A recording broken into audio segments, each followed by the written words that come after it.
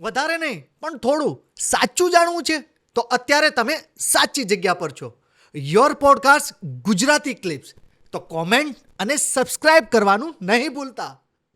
અત્યારે જે બધું ચાલી રહ્યું છે એઆઈ, શું કહેવું છે? એઆઈ એક એવો સમય છે એટલે તમે એને ઇગ્નોર નહીં કરી શકો. તમારે એની સાથે જીવતા શીખવું પડે. એક અપગ્રેડેશન છે, ટેકનોલોજીનું એક અપગ્રેડેશન છે. એટલે એનો ઉપયોગ તમારે તમારી લાઈફમાં કેવી રીતે કરવાનો છે. હું બહુ નાની હતી ને ત્યારે મારી મમ્મી મને એક વાર્તા કહેતી હતી કે એક ઘર હતું અને એ ઘરમાં એક એવો રૂમ હતો કે જ્યાં બધું ટેકનોલોજીકલી એકદમ હાઈ ફાઈ. એટલે એ રૂમમાં એવું હતું કે તમે ઈચ્છો એ પ્રકારનું દ્રશ્ય તમે રૂમમાં ક્રિએટ કરી શકો.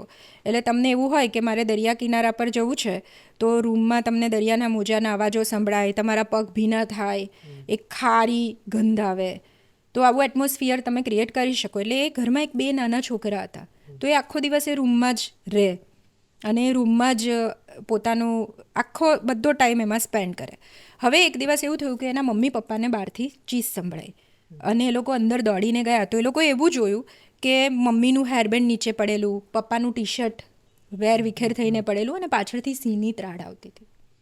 એટલે એ લોકો એવું ડરી ગયા કે અમારા છોકરાઓ એવું ઈચ્છે છે કે સિંહ આવીને અમને ખાઈ જાય.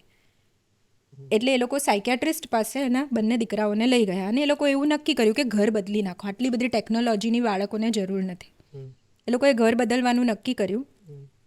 ઘર બદલવાના હતા એ દિવસે બંને બચ્ચાઓએ મા બાપને એવી રિક્વેસ્ટ કરી કે અમને એક વખત આ રૂમમાં જવા દો, લાસ્ટ ટાઈમ. મા બાપે હા પાડી કે જાઓ. એ લોકો અંદર ગયા, બારણું બંધ કર્યું અને ત્યાં અંદરથી ચીસ સંભળાઈ.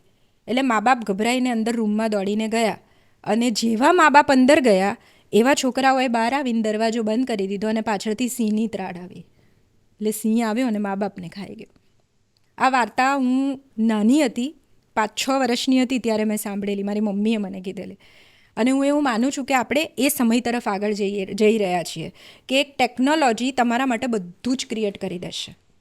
તમારે કંઈ જ કરવાની જરૂર નથી.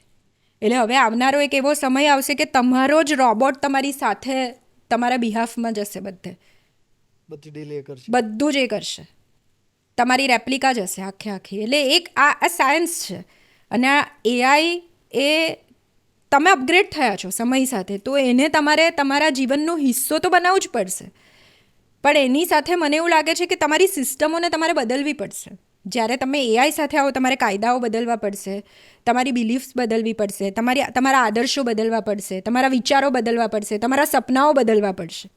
સમય પ્રમાણે તમારે પણ અપગ્રેડ થવું પડશે. એ સંબંધનું મહત્વ સમજી શકશે.